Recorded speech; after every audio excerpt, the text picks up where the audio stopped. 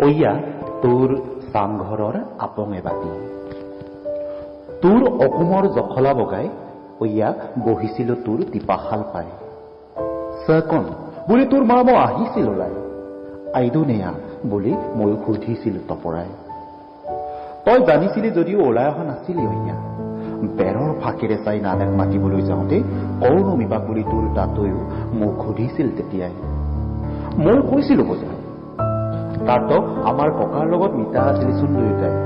তাত তয়েচোন নিতম এফাকি শিকাই দিছিলি পাহাৰ বগাই যে আহিছিল তহঁতৰ আবুদানি অয়া তাত ওলাই যোৱাৰ পাছত তই কুকুৰা ভাজি মোক যে ৰাখিছিলি ভাত খাবলৈ মোৰো ভাতৰ পাতত বহিছিলো ঠিকেই মোৰ লাজত গৰম বেছি উঠিছিল তই যে মোক বিচি বিচি ভাত খুৱাইছিলি